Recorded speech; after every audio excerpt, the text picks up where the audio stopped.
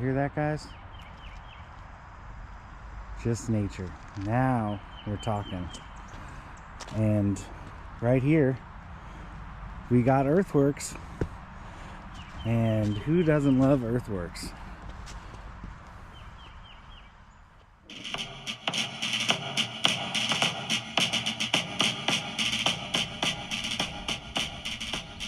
Here's the Confederate Turner's Mississippi Battery, the left section.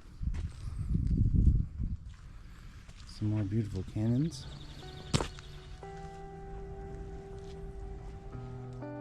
It was here on June 27, 1864, that Union soldiers were following a man on a white horse, 26-year-old Brigadier General Charles G. Harker, and he was struck down in this very location. He died of his wounds later that day. He famously said, "I shall not come out of the charge alive today."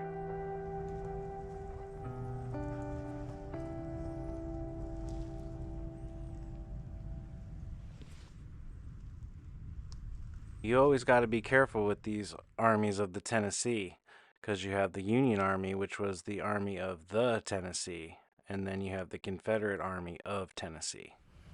So here we have camouflage cannons.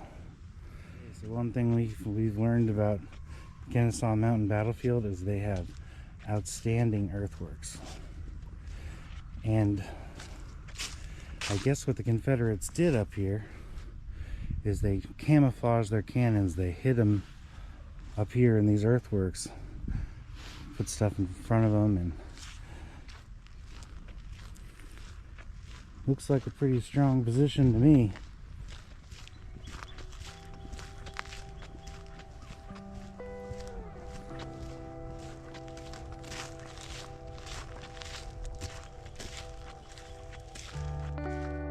It was here that Sergeant Copernicus H. Coffee of the 22nd Indiana was lost in the faithful charge against the Confederate works. This young soldier fell right near this location and was actually buried near this location as well.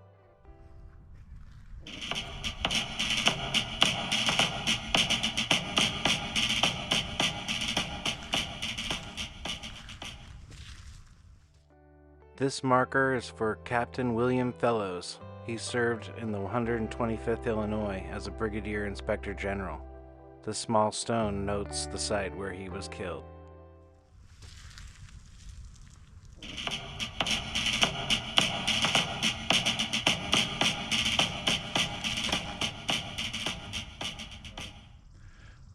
What I've been doing on this trip is I've been kind of going and following Sherman's path and the Federal Army's path. They're trying to get to Atlanta, and this Kennesaw Mountain is being held by the Confederates, and they have a really strong position here. The Battle of the Dead Angle was fought on June 27th on the Kennesaw line near Marietta, Georgia. It was one of the hottest and longest days of the year, and one of our most desperate and determinedly resisted battles fought during the whole war. Our regiment was stationed on an angle, a little spur of the mountain. We were subject to an fleeting fire of 40 pieces of artillery of the Federal batteries. It seemed fun for the guns of the whole Yankee Army to play upon this point. Well, on the fateful morning of June 27th, as the sun began to mount toward the zenith, everything became quiet. No sound was heard, save a peckerwood on a neighboring tree tapping on its old trunk trying to find a worm for its dinner.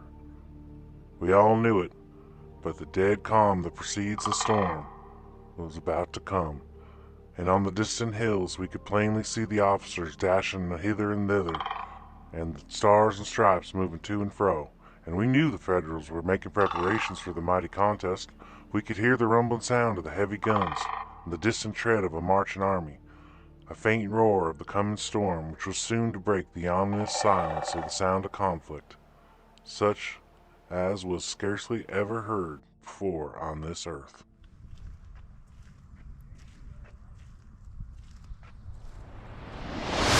So we're not going to be able to explore the whole battlefield, obviously, but we came to the part that I think is the most famous and the most interesting to me. And there's other videos on this place, but I wanted to do one of my own just because I've always wanted to come here and see it for myself, and I'm glad I did. And as you look here, I don't know if video does it justice, but it's a pretty steep walk up there. And from here, I'm hoping that we can get a little more perspective. It seemed that the Archangel of Death stood and looked upon us with outstretched wings, while all the earth was silent. And then all at once 100 guns from the Federal line opened up upon us, and for more than an hour they poured their solid chain-shot, grape, and shrapnel upon this point, defended by our regiment alone. When, all of a sudden, our pickets jumped into our works and reported the Yankees were advancing, and almost at the same time, a solid line of bluecoats came up the hill. I discharged my gun, and happening to look up, there was the beautiful flag with the stars and stripes flaunting right in my face. I heard John Branch of the Rock City Guards, commanded by Captain W.D. Kelly of the Company H, say, "Look at that Yankee flag! Shoot that fellow! Snatch that flag out of his hand!" My pen is unable to describe the scene of carnage and death that ensued in the next 2 hours. Column after column, Federal soldiers were crowded upon that line, but no sooner would a regiment mount our works than they were shot down or surrendered. Yet still the Yankees came. It seemed impossible to check the onslaught, but every man was true to his trust, and it seemed to think that at that moment the whole responsibility of the Confederate government rested upon our shoulders. Talk about other battles, victories, shouts, cheers, and triumphs, but in comparison with this day's fight, all others dwarf in insignificance.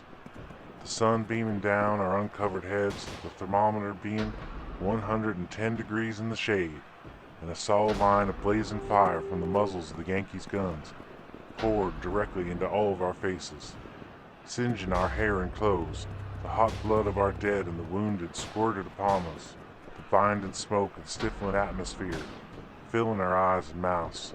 The awful concussion causing the blood to gush out our noses and ears, and above all, the roar of battle made it a perfect pandemonium. Afterward, I heard a soldier express himself, saying that he thought all hell had broke loose in Georgia. Sure enough. I've heard men say that if they ever killed a Yankee during the war, they were not aware of it. I'm satisfied on this memorable date that every man in our regiment killed 20 to 100 each, all that was necessary to load and shoot. In fact, I will never think that the reason they did not capture our works was the impossibility of their living men passing over the bodies of their dead. The ground was piled up with one solid mass of dead and wounded Yankees. So we're still walking in the footsteps of the Federal Army. One of the things that I always think about is the bravery of these guys on both sides. They were so brave. I can't even imagine.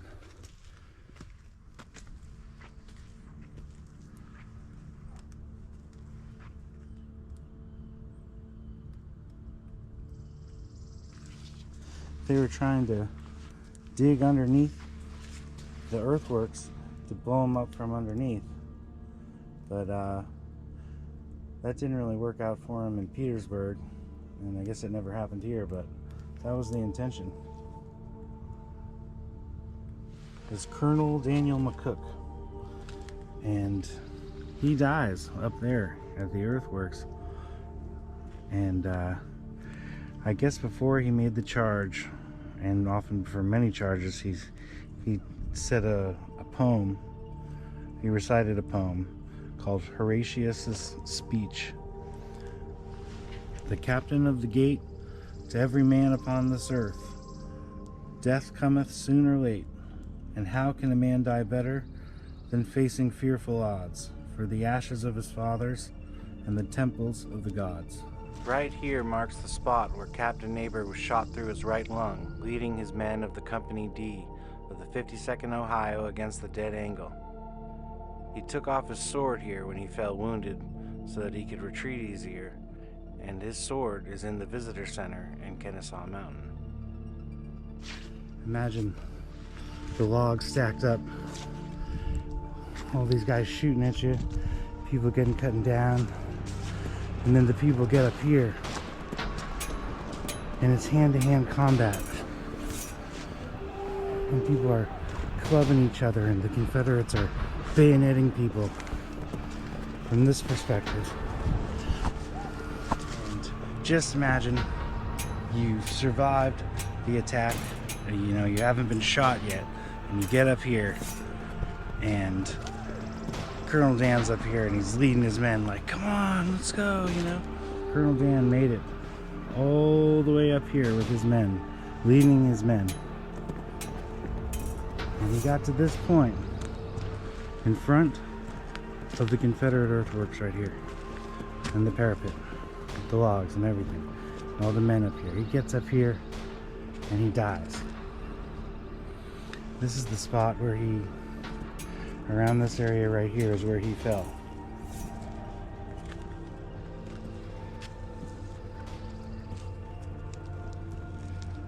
Brave or crazy? That's the question. I can only imagine what it would have been like, for these guys who were here to see their leader fall, and for what it must have been for the Confederates to be up here from this position, seeing all the carnage.